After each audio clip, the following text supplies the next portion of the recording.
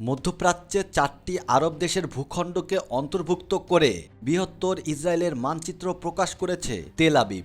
নতুন মানচিত্রে ফিলিস্তিন, জর্ডান, সিরিয়া ও লেবাননের ভূখণ্ডকে বৃহত্তর ইসরায়েলের অংশ বলে দাবি করা হয়েছে। এ ঘটনায় প্রতিবাদের ঝড় তুলেছে মধ্যপ্রাচ্যের দেশগুলো। চলতি সপ্তাহে সামাজিক যোগাযোগ মাধ্যমে ওই মানচিত্রটি ছড়িয়ে পড়ে।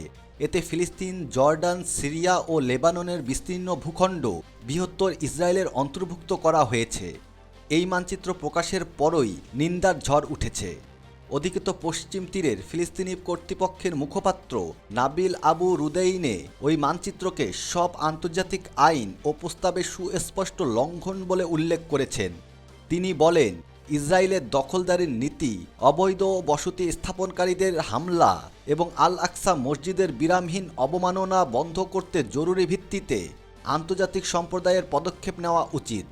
জর্ডানের পররাষ্ট্র মন্ত্রণালয় ইসরায়েলের পক্ষ থেকে প্রকাশিত মানচিত্রকে উস্কানিমূলক ও ভিত্তিহীন বলে উল্লেখ করেছে।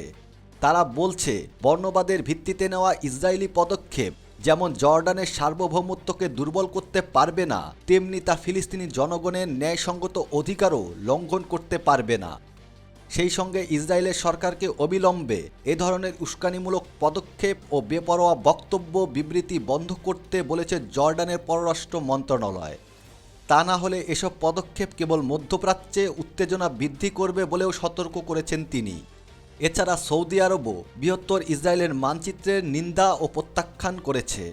রিয়াদ বলেছে, এই ধরনের চরমপন্থী দাবি ইসরায়েলের উদ্দেশ্য প্রকাশ করে, যা তাদের দখলদারিকে সুসংহত করতে, রাষ্ট্রগুলোর সার্বভৌমত্বের উপর প্রকাশ্য আক্রমণ চালিয়ে যেতে এবং আন্তর্জাতিক আইন ও নিয়ম লঙ্ঘন করতে চায়।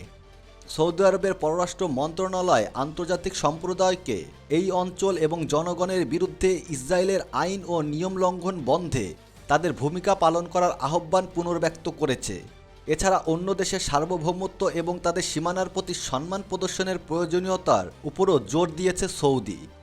তবে এ বিষয়ে এখনও সিরিয়া ও লেবাননের প্রতিক্রিয়া পাওয়া যায়নি।